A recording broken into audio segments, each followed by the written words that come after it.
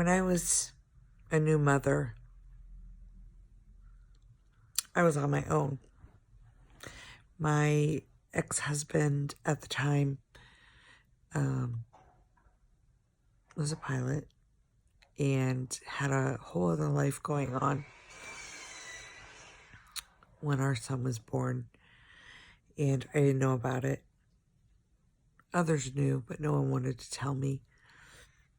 And no coincidence at this stage in my life. Lots of health issues going on. Lots of storifying in the story of Kelly. And everything was unraveling.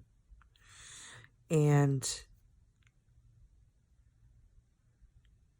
just like in many of these experiences of unraveling, there seemed to be chaos and life collapsing.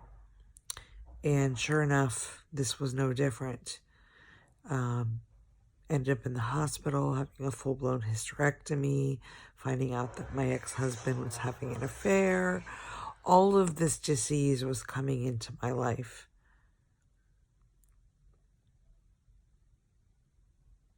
Who shows up? But one of the biggest characters in my own story of absence, my own father, who was a lifetime alcoholic, binge alcoholic actually, would have years of not drinking and being a participant in my life, and then years of just disappearing. But he shows up at this stage. I have my son, who's a pretty young boy at this stage. I can't lift him. I've just had a full-blown hysterectomy. My marriage is falling apart. Everything is collapsing around me.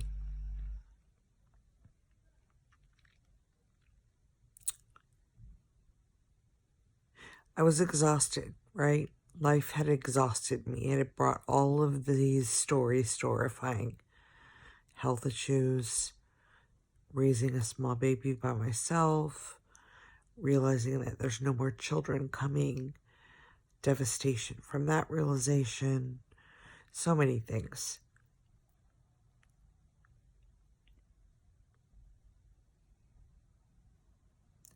Being a mother was, without question, the most beautiful gift, and yet at the same time, there was this pain associated with realizing he would be my only one. I would be doing this alone, knowing that my ex-husband would absolutely remove himself from the equation, which is exactly what happened. And my father showing up at this time. Is this going to be a burden, or is this going to be a support mechanism? So each day, as I was healing from this major surgery, healing from this major turmoil, all of this, by the way, way before my near-death experience,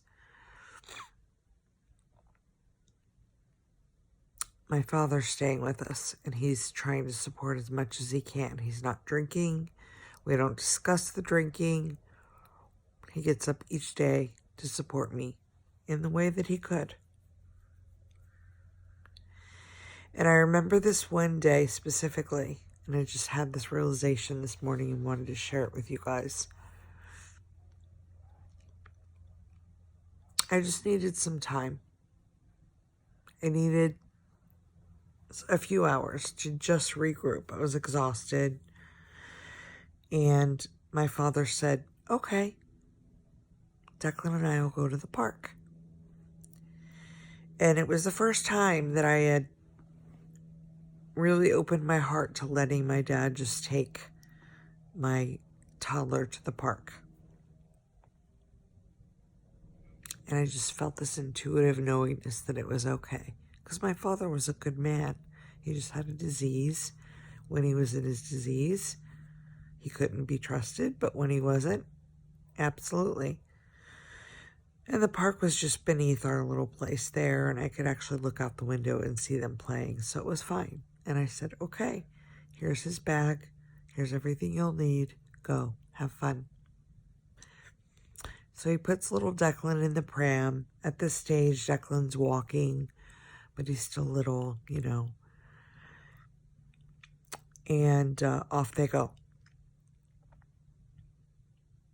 And I'm thinking all the thoughts that a mother does, not really resting in the moment that I have in front of me.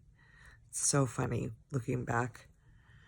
So I go and I sit on the couch thinking this is my time. I finally get to sit and rest and regroup. And instead, I'm sitting there worrying.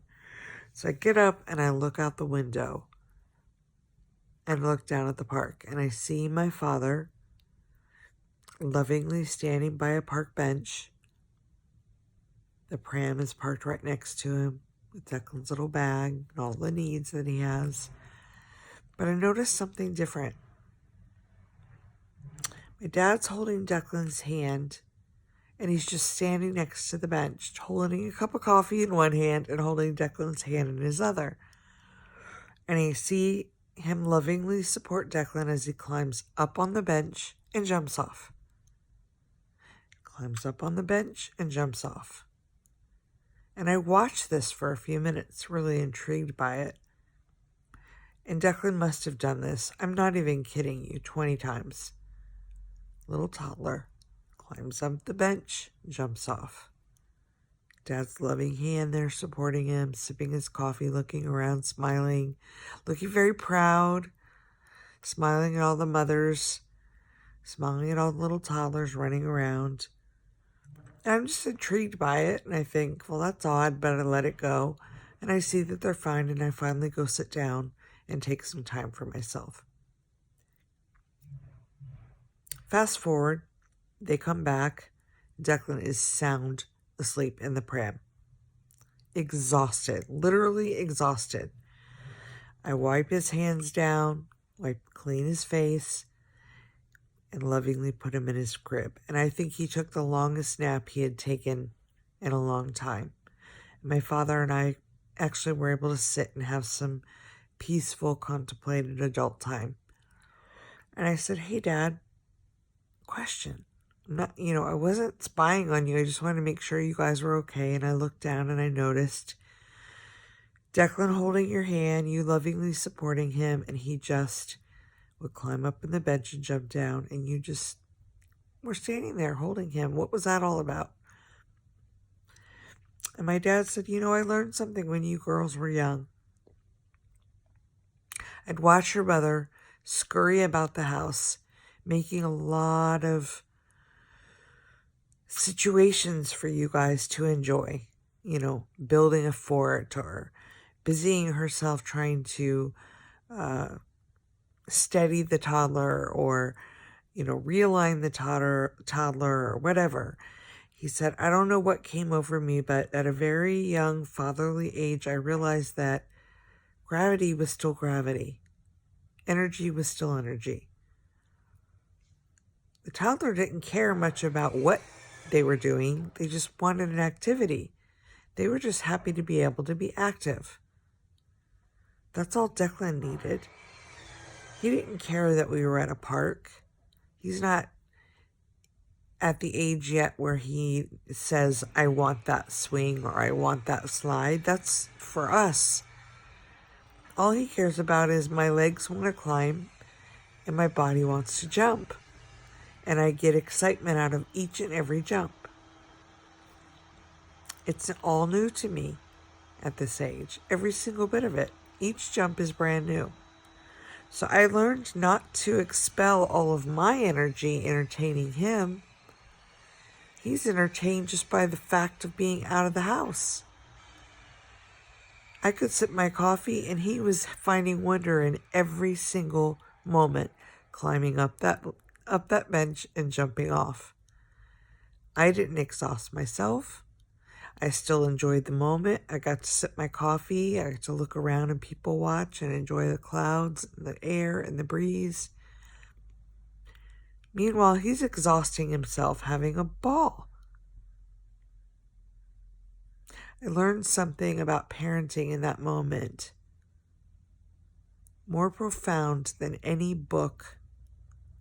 More profound than any lesson from another mother. And that came from my father. My father was a very broken man, but he was one of the wisest men I've ever met, and I love him dearly. The message is clear. We exhaust ourselves. We exhaust ourselves trying to please others. The clarity of life is so simple, so beautiful. That's where these tears are coming from, not sadness. Beauty, endearment, realization. Often what we think is needed is for the dream world. This moment needs nothing less than simple attention. It doesn't need us to exhaust ourselves. It doesn't need us to exacerbate the situation. It doesn't need to be grandiose. It doesn't need to be extravagant. It needs to be simple, silent, not ego-driven.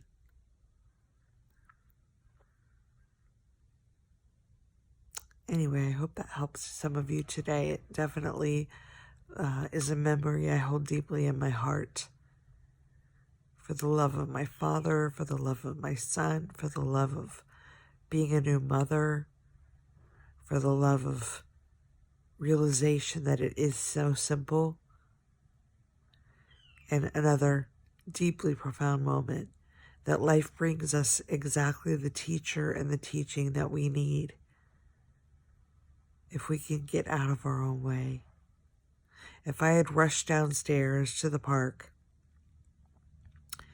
got angry with my father and said, "That's not why I sent you down here. Declan needs the stairs. He needs the slide. He needs the swing."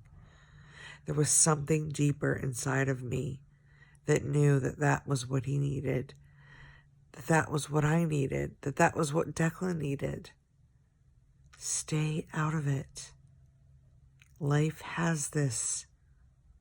Life is doing this perfectly, lovingly. It is the parent that holds us. It is the love that's gifting us. It's that simple, guys, and that profound, and that flipping beautiful. I love you. Until next time.